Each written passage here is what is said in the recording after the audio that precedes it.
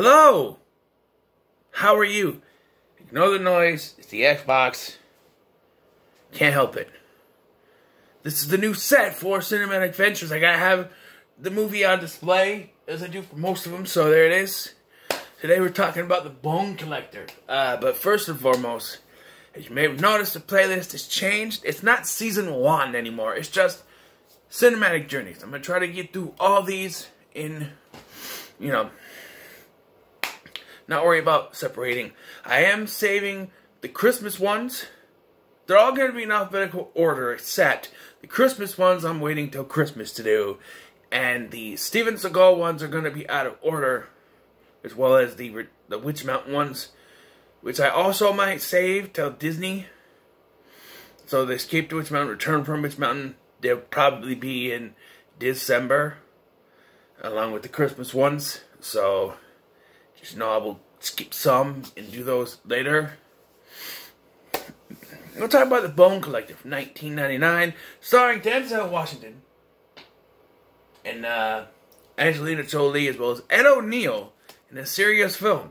Michael Rooker, Luis Guzman, and yes. So this movie is about Denzel Washington plays a man named Lincoln Rhyme, a detective, a police officer, who was in an accident and has made him a paraplegic, or petalegic, whatever that difference is. He is now confined to a hospital bed in his own apartment, and the cops, they start tracking down this criminal known as the Bone Collector. I guess that's what it's called, but it leads to a book called Bone Collector, I don't know. And so they bring Lincoln in on it, or Link as they call him. They bring him in on it, and he helps with the investigation, and he brings in the police officer, Amelia, played by Angelina Jolie, to, because he has confidence in her because she's good with the, forensics. She figured out, a crime scene ends up being a faked crime scene by the killer, so yeah. So this movie, I thought it was pretty good until the ending. They do the red herring thing. There's this guy, played by Leland Orser, who shows up partway in the film, and he's like this, spoiler alert, by the way, for the reveal of the killer, but he's in there, and he's, he's one of the, I think he's one of the people helping Lincoln with he has Queen Latifah plays his hospice nurse or whatever you call her, and then you have Leland Orser. He's like helps with that, and he shows up like maybe once or twice. And one of the times he showed up, I went, I think it's him. But then you got Michael Rooker trying to stop the investigation every which way, even trying to arrest Amelia, and I went, he did it. I pointed at him and I'm like, the way he's trying to stop this investigation, he did it. But then, when this quote-unquote twist happens at the end, Michael Rooker's character gets killed, and then it's revealed that Leland Orser, or Richard, is the one behind it, and I was like, yeah, I kind of pointed it out earlier, but then I'm like, no, it makes no sense because he's the minor character. He's not even in this film that much. And then it's revealed to be him. And that's one thing. Oh, it's him. Maybe he's just some weird psychopath. But they invented this story with him that apparently he's not Richard. He has a different name. And then he was involved. I guess he was put in jail by Lincoln. And I find that very weird that Lincoln wouldn't recognize him. Because, if you're a cop, you'd think you'd recognize, especially how good of a cop he seems to be in this film, you think he'd recognize him. But he doesn't. And, so yeah. And it's kind of underwhelming. And they play, oh, is he dead? Is he dead? And they cut.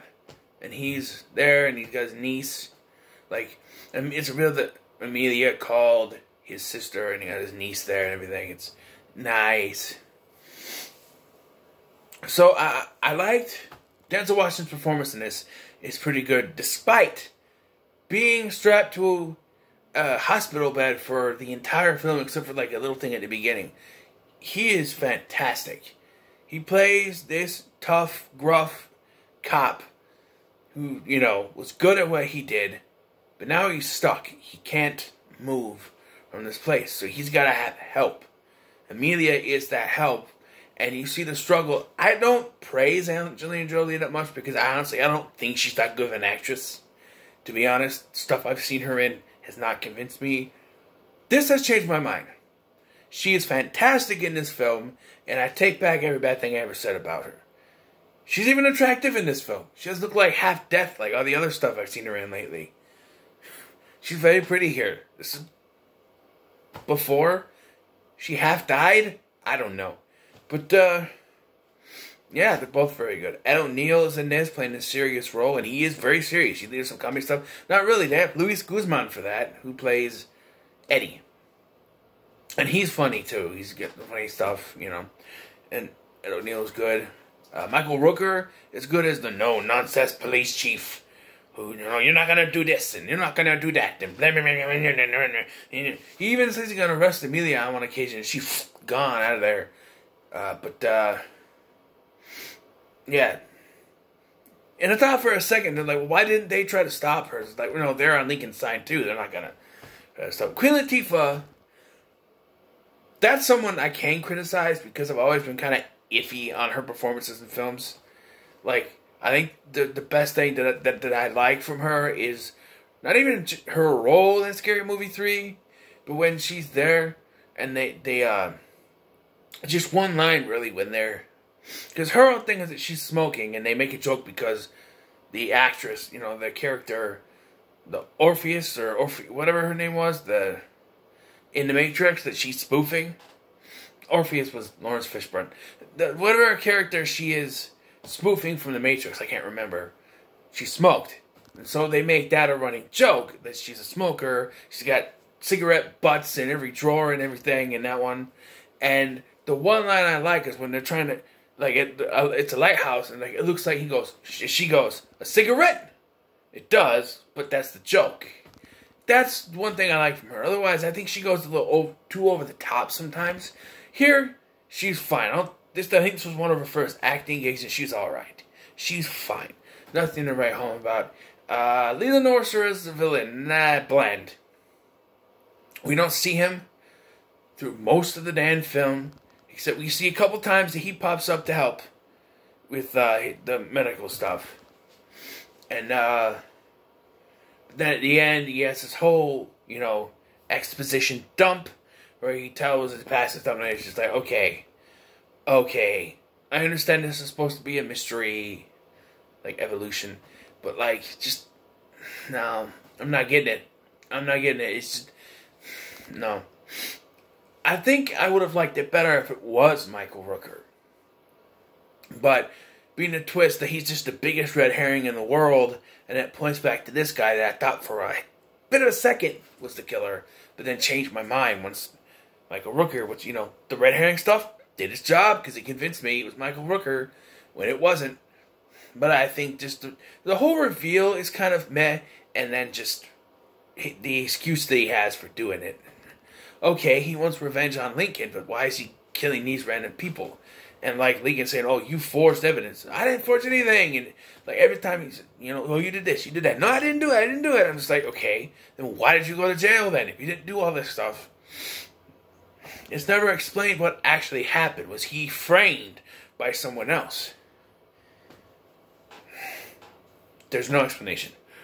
But the biggest star here is Denzel Washington. And like I say, he does a fantastic job just sitting in a bed the whole time.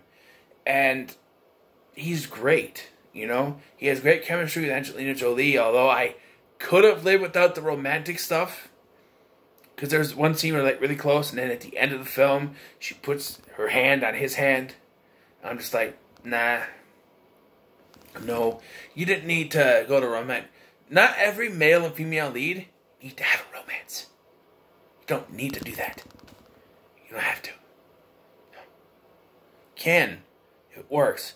They do have good chemistry, but I just think they didn't need to be romantically involved. Which, you can't, props for them not having her go all over him, because it's very subtle, at least. Like, he can't do most things for a romance, so it's a very subtle romance, like they're just little winks and nods to each other. It's fine. But, yeah, this was pretty good. I don't remember. Do I give these ratings? I haven't watched one in a while. If I do, I'm going to give this a 9. It's very good. I'll have to look back. But I give it a 9 if I do. If I don't, then, well, never mind. But I forgot. I've done these in such a long time, I forgot. I'm going to start kicking butt on these. And yes, the Jason Statham reviews. I will keep doing them, but they're going to be spread out.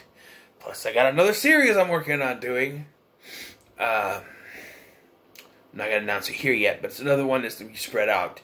Which is why I wanted to kind of get the kicking these, to get more of these done. So there's not so many left in the backlog after that other series. So, yeah.